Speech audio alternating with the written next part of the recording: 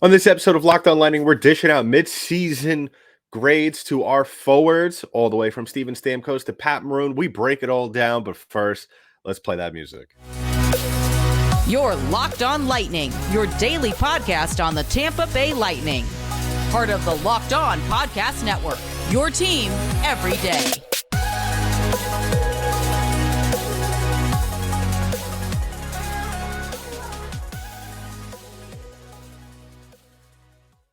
And welcome to another episode of Locked On Lightning, part of the Locked On Podcast Network. I'm your host, Adam Tank. I want to thank all of you for making us your first listen of the day.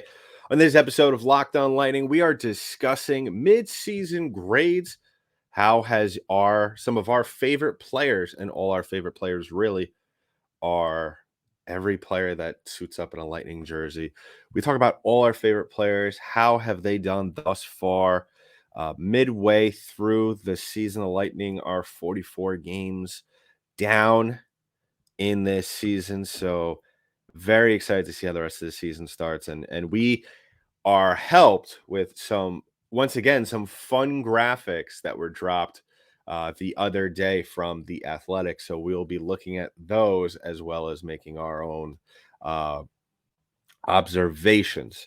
So we go through every forward on this team, from Steven Stamkos to Brayden Point to Alex Killorn to Nikita Kucherov and so on and so forth.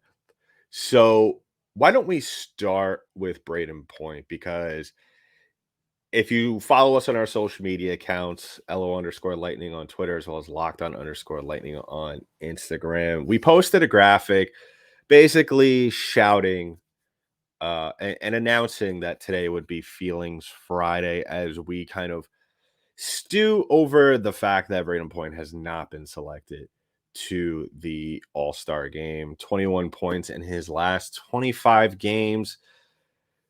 Let us know what you think down below, because I am at a loss for words almost from this. I feel like a player that is as great as he is, who has had as great of a season thus far, as well as if you look at the month of December alone, the guy was by far one of the best players in the league, still failing to get the recognition that he so deserves by getting his ticket punched to Sunrise. So we start off with Brayden Point. Like I said, these graphics, if you're watching us on YouTube, go ahead and follow along.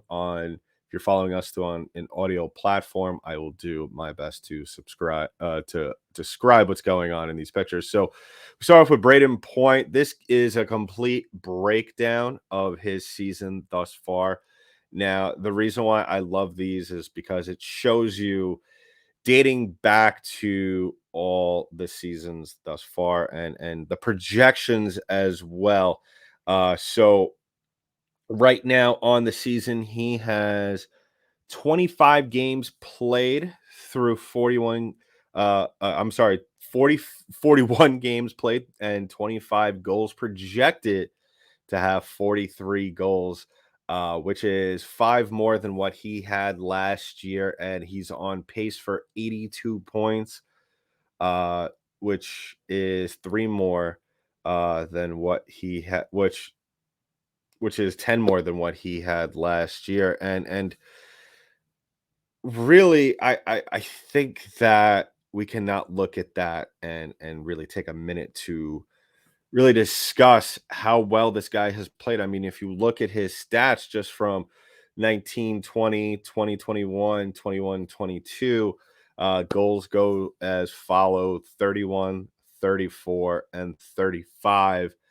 His ice time has fluctuated. So really, that means that it doesn't matter how long this guy is on the ice, he's still going to be effective. He's still going to make an impact on his team, and that's really something that you look at some of these other superstars around the league, this argument for Brayden Point being on the All-Star team, dealing with injuries over the last couple of years as well. Not only this argument about him being on the All-Star team, not only is an argument about that, but also an argument over the fact that I feel like this guy still hasn't gotten the recognition that he has deserved. Maybe one of the more underrated players in the league. The same conversation and same thing can be said for Steven Stamkos, another player who we made the argument on the last episode when we were talking about 500 career goals for him.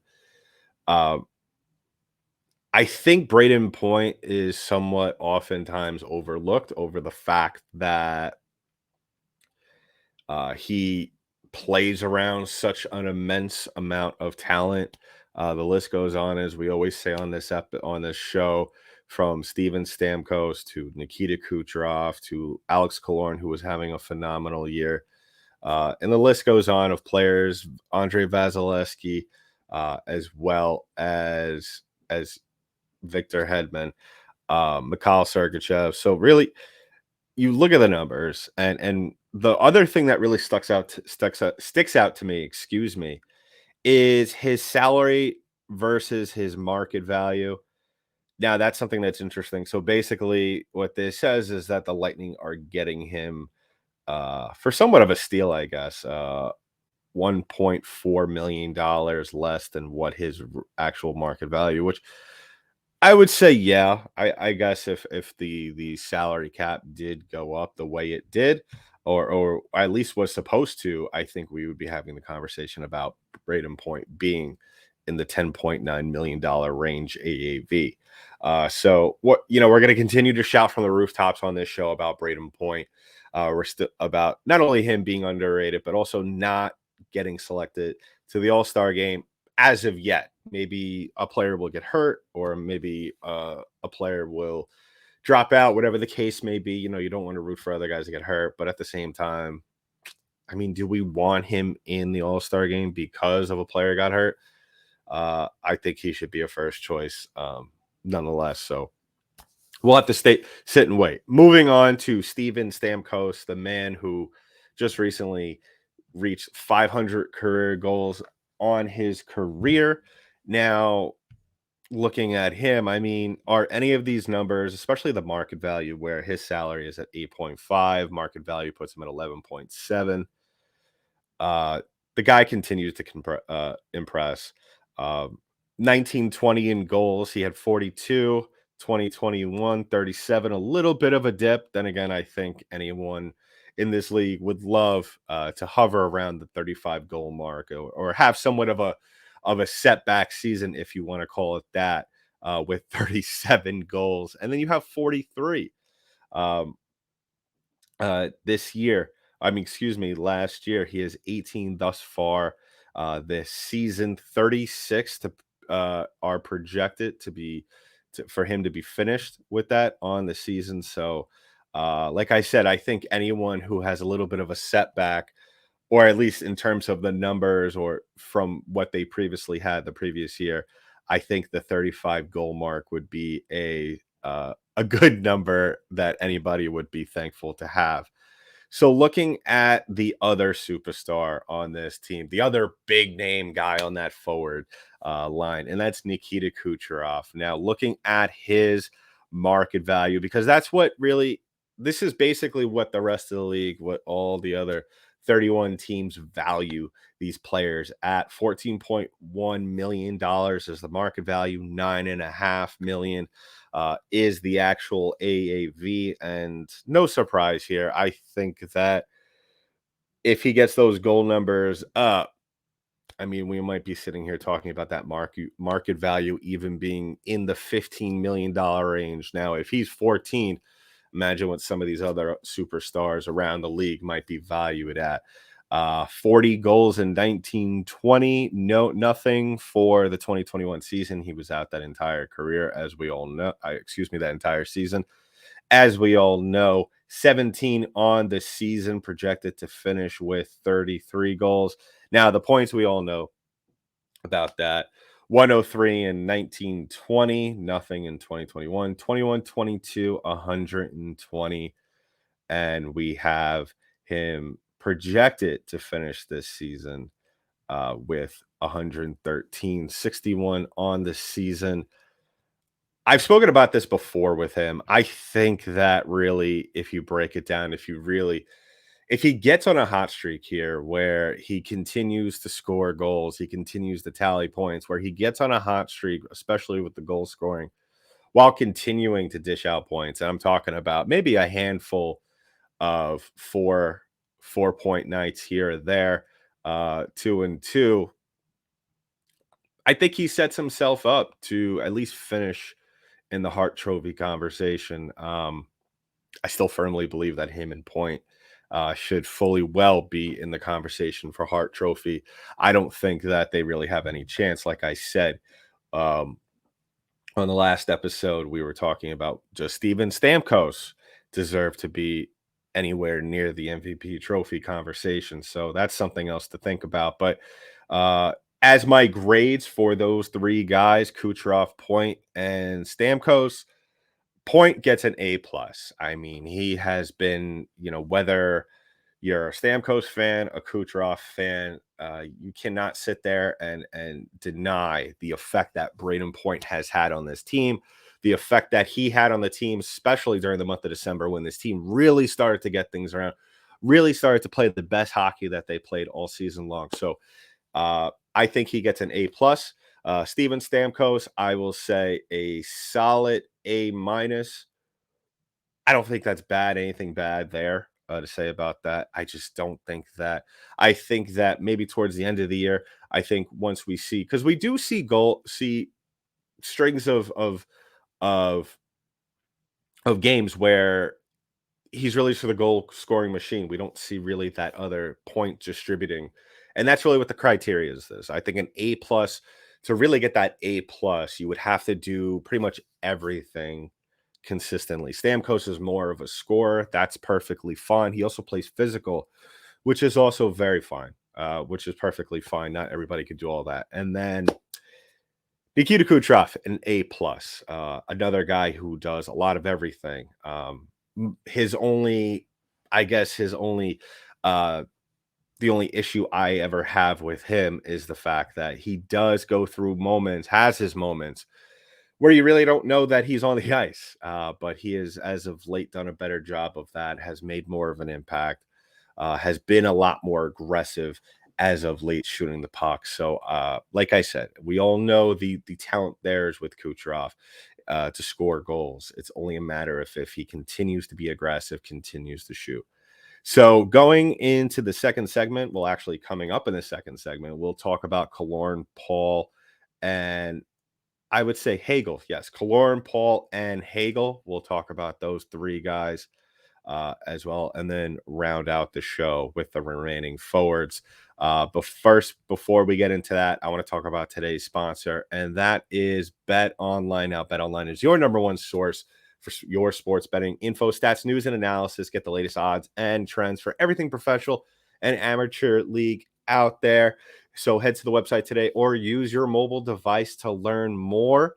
BetOnline, where the game starts. So once again, I want to thank everybody for making us your first listen of the day. And if you haven't already done so, please go ahead and follow us on our YouTube page. Hit that comment below. Let me know what your grades are for all the forwards thus far this year, midseason awards or midseason grades, excuse me. And then obviously these are all subject to change from now until the end of the season. So, guys who maybe are finishing who are not so much who maybe get a B or a C, that could, there's still a lot of time. There's still 30 plus games for them to turn it around, 38 to be exact. So definitely a lot of room for improvement for everybody. And guys who maybe are at an A right now might fall to a B minus. So it works both ways. So starting off our second segment, like I said, Killorn, Hagel, and Paul. Now let's start with Alex Killorn. So right now, remember I said all these graphics are from The Athletic. His market value is 5.1 mil. His salary comes in at around 4.5. His goals have kind of gone up and down, had a career season in 1920 with 31. 2021 was 22, 21-22 was 25. He's at 14 on the season, and he's projected to have 35. So interesting. I think that I don't know. I mean with Killorn, he's really an enigma to me because he has these games, and as of late, he has been in an absolute role. He's been playing some of the best hockey we have seen from him. I was a huge critic, as you all know, if you've been listening to the show all season long, that he really got off to a slow start. It I was not only on his case about it, but I was really on the Lightning's case. I really thought they should have tried to figure out a deal for him in the offseason. Him now being an unrestricted free agent at the end of the season. Um, I'm sure that the question might come up here and there, even though Alex Killorn is having a very good year right now, that he has turned it around. Do the Lightning trade him? Do they make the deal and get a couple of pieces back? As we all know, Vlad Namestnikov has not worked out, and I know you can't trade him. You just signed him, so that's something that's pretty much off the table. And with Ross Colton really not doing well this season, you got to bring in another body, another depth offensive player. You're not going to get the same quality as Coleman or a Goodrow, or even what you got from Nick Paul last year. So that's definitely off the table. But the Lightning and there was, I think it was in ESPN, on ESPN today. I don't remember who wrote the article, but they made a good point. The Lightning, no matter what the deal is, they do need to do something because Syracuse, you have some quality players, but this isn't exactly, you don't actually have any players waiting in the wings.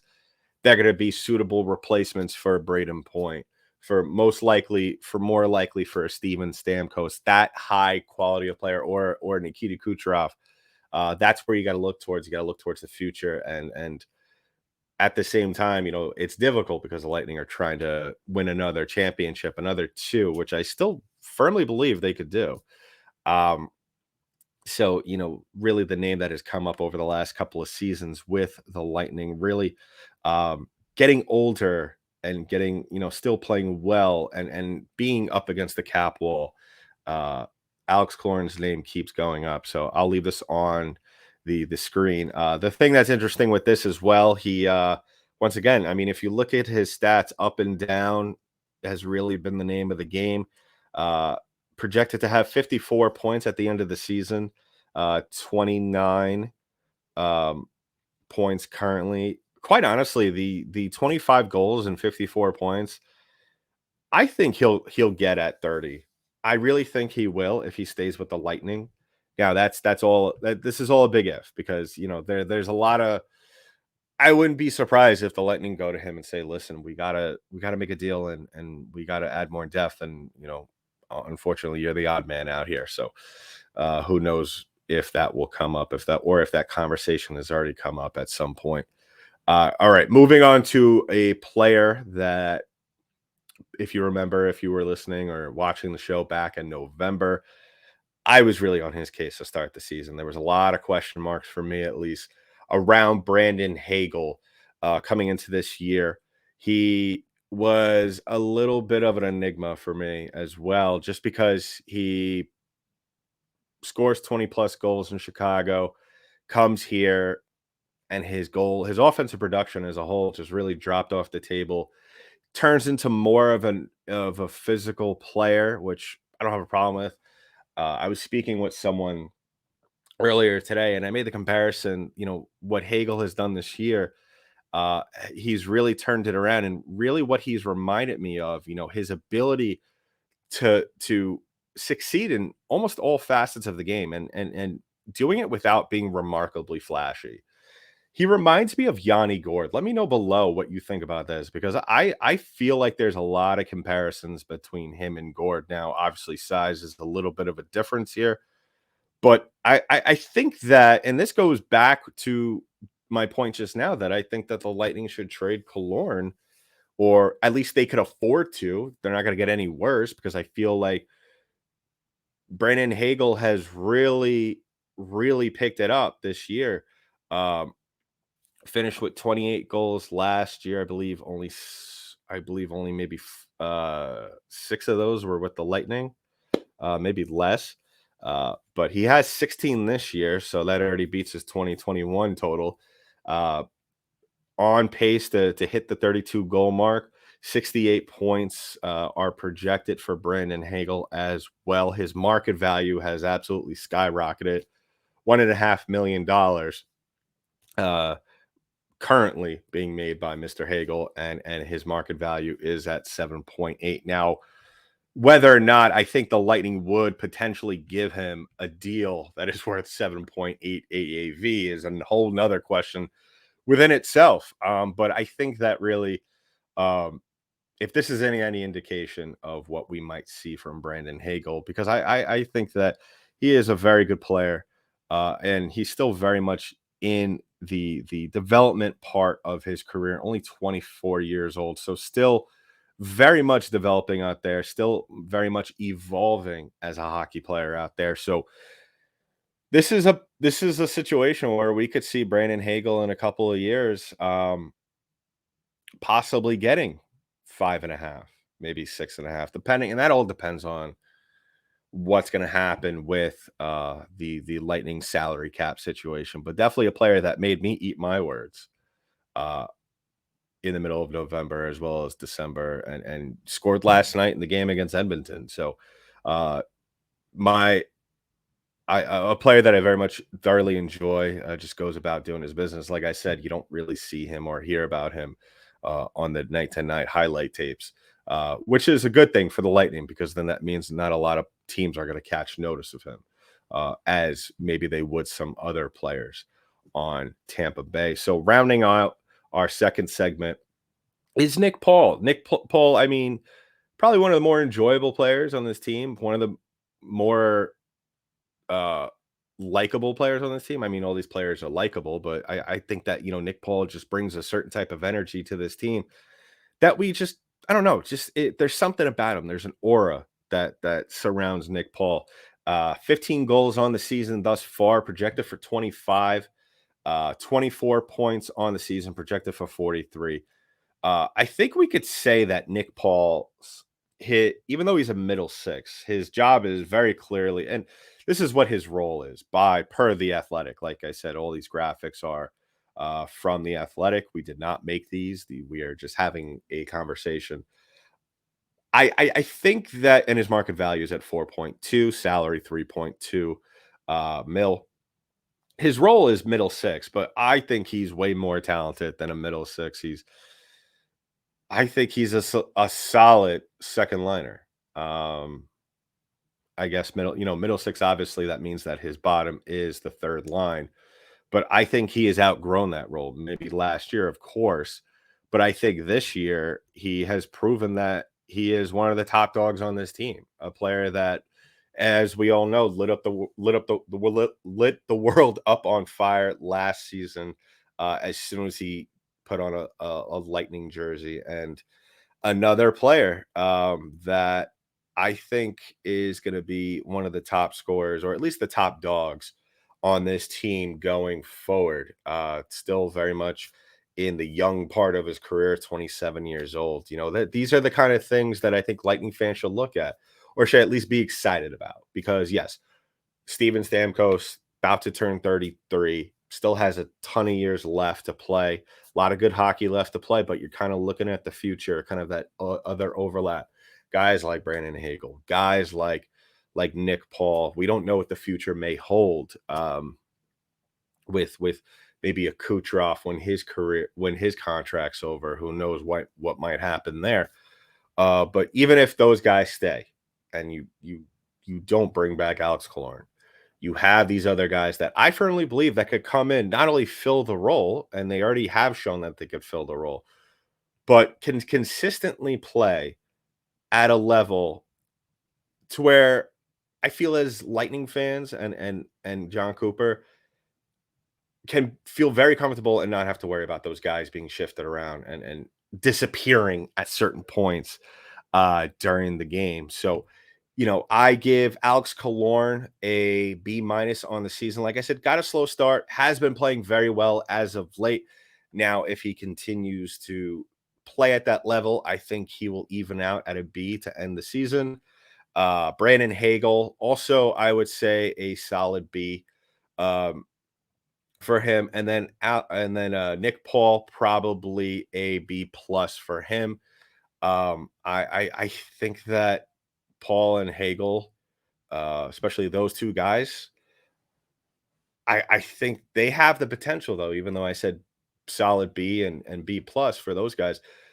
I still think that they have a lot of potential to end up with an A minus, just because of the impact that those two players make on a nightly basis. So we'll round out the rest of the players on the Lightning, and I'm talking about Nemestikov, Perry, Belmar, and Maroon in just a bit. But first, I want to talk about our other sponsor, and that is Athletic Greens. Now, if you're like me, who made a New Year's resolution to go to the gym, to eat healthy, to do all the healthy things to get yourself in better shape, and has not succeeded with the gym part and want to continue to eat healthy, well, Athletic Greens is right up your alley. And the best part is, whether you're like me and eat everything in sight, or if you're more responsible and eat vegan, dairy-free, or gluten-free, it's lifestyle friendly. It has no GMOs, no nasty chemicals, no artificial anything, and it tastes amazing. And the best part, in this day and age with everything, with prices going through the roof, it costs you less than $3 a day. You're investing in your health, and it's cheaper than your cold brew habit. So right now, it's time to reclaim your health and arm your immune system with convenient daily nutrition. It's just one scoop in a cup of water every day. That's it. No need for a million different pills and supplements to look out for your health. To make it easy, Athletic Greens is going to give you a free 1-year supply of immune supporting vitamin D and 5 free travel packs with your first purchase. All you have to do is visit athleticgreens.com/NHL Network. Again, that is athleticgreens.com/NHL Network to take ownership over your health and pick up the ultimate daily nutritional insurance. So, wrapping out the pecking order, and I am fully aware that we are missing one player, and that is Ross Colton. So I will talk about him real quick. Ross Colton has had a rough go of it. For some reason, when we downloaded the Ross Colton graphic, it just came out all weird. So we're just going to talk about Ross right here. Now, Ross, as we all know, real quick, just having a tough go of it. Ross, and as well as Ross, is one of those players that I think I had one of the highest expectations for a Lightning player coming into this season. And he, especially after what he's done over the last couple of years, scoring the game-winning goal in the Stanley Cup Finals in 2021, excuse me. And then last year, scoring 22 goals, 39 points on the season, looking like he was going to be a big-time scorer this year, potentially, possibly hitting that 30-goal mark this year. And he, like I said, has just had a really tough go through 43 games, 9 goals, 18 points, a plus minus of -5.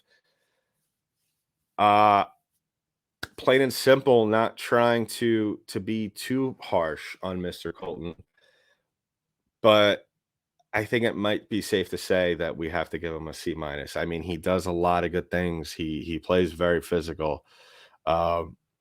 He he's a presence on the ice at certain times. Just, I firmly believe that his role on this team goes far beyond that of just being physical, being a presence. And so, yeah, I got to give Ross Colton a C minus for his performance thus far this year. But like I said, with all these players, it could change. It could change. We're only 44 games in, so things could change.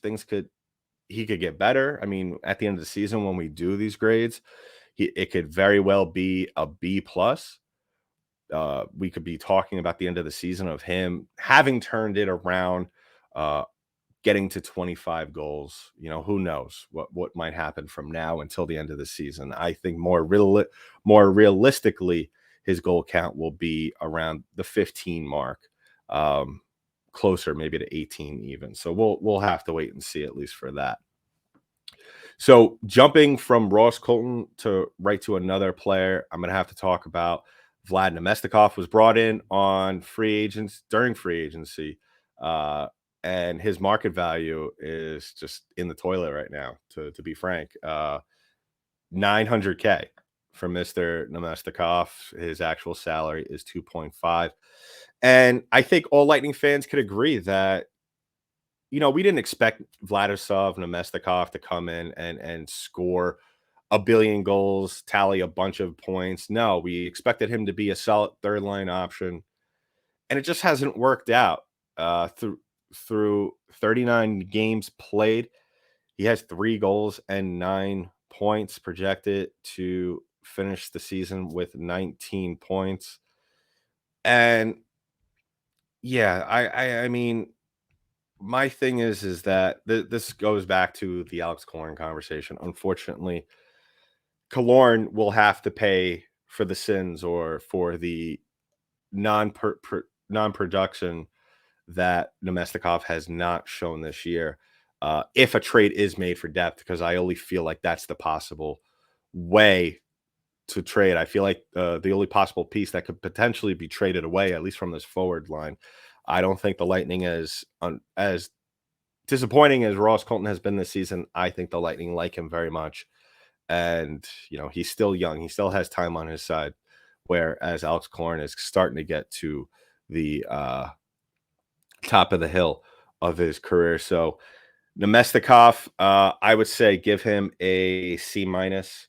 I really don't want to give him a D just because I think, I'm hopeful. I think he has, with any player on this team, the possibility of getting better is not out of the question, given the fact of the amount of talent that surrounds a lot of these players. So what you could very well see a somewhat of an epiphany for Nemestikov, and we could maybe see his numbers start to go up. He does play well here and there in terms of playing physical. Just his problem is that he has the opportunities to score, and he just isn't able to slam them home. So it's just the unfortunate reality that we have with Vlad Nemestikov. So moving on to Corey Perry. I think one of the most enjoyable players on this team to watch. He's 37 years old. I mean, what we're expecting the other shoe to fall with this guy, right? I mean, he's been playing well since he's been in a Lightning uniform. 19 goals last season, 40 points. A little bit of a resurgence for him over the last 3 years for him. 41 games played, 6 goals on the year, 15 points this season, projected to finish with 12, projected in the goal department, and projected to finish with 30 in the points department. I'm fine with that. If we're gonna live, or if we're gonna sit here and hang our hat on Corey Perry being on the fourth line, I think that's pretty solid for a fourth line forward, a full fourth line forward, especially one that is 37 and is really more out there to be a sandpaper kind of player. I firmly believe if he was a little bit higher on the lines, I think we might see, and he goes back and forth between the third and the fourth lines. It's not like he's trapped on the fourth line with Belmar and Maroon. So, it's not that situation, but I firmly believe if he played more consistently, had more time to the fact where he played mainly on the third line, we might see his point numbers get a little bit of a jump. So I'm going to have to give Corey Perry a B minus, just because he's a leader on this team. He always is somewhat involved. I mean, a lot of the players on this team respect him, and really has that ability still, I firmly believe, to accumulate points out there and really get guys going on the forward lines as well as the defensive side as well. All right, moving on to Pierre-Edouard Bellemare. I'm kind of running through the last couple of players pretty quickly, just because we're kind of running out of time here. So I want to make sure everybody is really spoken about in the best way possible. I get all my points down for everybody. So Pierre-Edouard Bellemare, his salary is $1 million. Market value is the league minimum. 37 years old. He kind of reminds me of a more rugged Alex Killorn. 4 goals on the season, 13 points. I'm sorry, 1 goal in the season, 5 points total. Uh, Projected to have 4 goals, 13 points projected for this for the 37-year-old. He's doing his job, and I've made the case for him, and I've said it many times for Pierre. He's not here to score points. He's here to win faceoffs and to go out there and wear down the other team physically. And he's done that this year.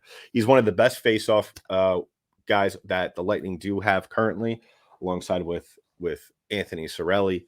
And by the way, if you're wondering where Anthony Cirelli's his grade is, I'm not going to give him one right now because he got a very much of a late start thus far this season. So I'm not even going to give him one. I'll give him one at the end of the season when he has played somewhat of a full NHL season, I guess. So Pierre, I'm going to give him a B. Like I said, he goes out there, he's doing what he's supposed to do. Not a flashy player by any means. Not going to go out there and light up the score box, especially not the kind of person, or excuse me, player that you're going to hear his name spoken about multiple times throughout the game, in a way where he's having an effect directly on the team. Like I've said before, and I'll say it again. He goes out there, he does the little things, and that's what he gets paid to do, and he does it. And that's all there is to really say about Pierre-Edouard Bellemare. So wrapping things up with everybody's favorite Lightning player, and that is Pat Maroon. Now, Pat, another player, has his offensive totals have kind of taken a dive. Salary, 1 million, market value is the league minimum. 2 goals on the season, 7 points on the season, through 41 games played. Projected to finish with 5 goals and projected to finish with 17 points. So really, I mean, the same case for Pat Maroon is what I just said about Pierre-Edouard Bellemare. I mean, these are really 2 guys on this 4th Lightning line that are really the anchors of the team, of the forward lineups. I really think these guys are players that are 4th line grinders. They know their role. They know that they're not really going to see that much ice time above the 4th line. I mean, you might see it here and there. Honestly, I think that if Cooper were to make one adjustment about this 4th line, I think you put Nemestikov on the 4th line full time. You move Perry up, you get him on the outside with some of the younger players, some of the guys that are really starting to are supposed to be putting up offensive numbers and have a bigger effect on the offensive production for this team. So Pat Maroon goes out there, does his job, more so of the antagonizer role, and fought last night, really tried to get the team going. You saw a little bit of a spark from that. Not really a little bit, but they scored 3 goals in the second period. So that's, if you're looking for a spark, there it is. But yeah, does what he's supposed to do. The kind of player that if you were watching him for the first time, you were going to say, just judging from his style, this guy is like a million years old. He's only 34 years old. I know that's not young, but that's not old. Definitely can put the puck in the back of the net. We've seen that with Maroon here and there. He goes through his phases where you'll start to see it. All Lightning fans do this. You start to see Pat Maroon for the Richard Trophy, or some posts like that, or for the Hart Trophy. So Maroon, like I said, goes out there, does his job as the sandpaper, and that's what these kind of players are. From Bellemare and Maroon, those are the kind of players that you need on a team in order to go out there and win a championship. So Maroon, I say, will get a solid B for what his job responsibility is. So that concludes our midseason grades for our forwards. We'll talk about on a later episode, whether it be later today or check our for the weekend as well. We'll be putting out episodes. We'll be talking about the defensive core alongside with the goaltenders as well. So in the meantime, that's been it for this episode of Locked On Lightning, part of the Locked On Podcast Network. I'm your host, Adam Danker. I'll talk to you next one.